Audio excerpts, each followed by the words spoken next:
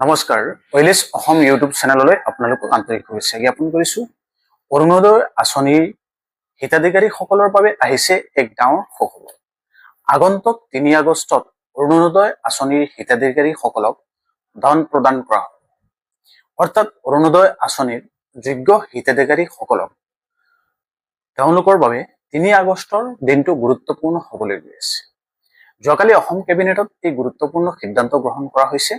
যিসকল হিতাধিকাৰীয়ে অৰুণোদয় আঁচনিৰ সুবিধা লাভ কৰি আছে তেওঁলোকে নিজৰ বেংক একাউণ্ট সক্ৰিয় আছে নে নাই, বেংক একাউণ্টৰ তথ্য সঠিক আছে নে নাই, বা আধাৰ লিংকিং সম্পৰ্কীয় কোনো সমস্যা আছে নে নাই, যেনে আপোনালোকৰ ডিভিডি লিংকে হওক, এইবোৰ পৰীক্ষা কৰি আপোনালোকে লওক যাতে আপোনালোকৰ একাউণ্টত কোনো ধৰণৰ সমস্যা নহয়। কাৰণ আগন্তুক ৩ আগষ্টত আপোনালোক সকলোকে সেই ধন প্ৰেৰণ কৰিবৰ কাৰণে চৰকাৰে অনুৰোধ জনাইছে আৰু সেই সম্পৰ্কে কেবিনেটত আলোচনা কৰা হৈছে। কেবিনেটৰ পিছত যিখিনি সিদ্ধান্ত গ্ৰহণ কৰা হৈছিল সেইখিনিৰ পিছত মুখ্যমন্ত্ৰী মহোদয় এটা প্ৰেছ বাৰ্তা কৰিছিল। গতিকে আগন্তুক ৩ আগষ্টত অৰুণোদয় হিতাধিকাৰীসকলৰ একাউণ্টলৈ ধন আহিব।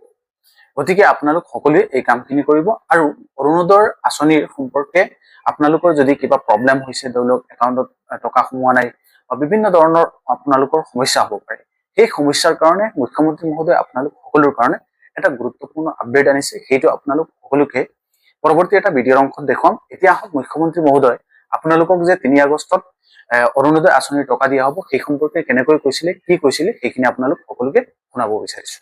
৩ তাৰিখৰ পৰা অৰুণোদয় আঁচনিখন নতুনকৈ আৰম্ভ কৰিম। এই আঁচনিখন দিছপুৰৰ পৰা পৰিচালনা হয়। ফিল্ডত আমাৰ কোনো এই আঁচনিখন পৰিচালনাৰ বাবে আমাৰ অফিচাৰ বা আমাৰ কোনো মানুহ নাছিল। এখন অৰুণোদয় এপ্লিকেশ্যন লৈ ক'তনো দিম মানুহে নাজানে।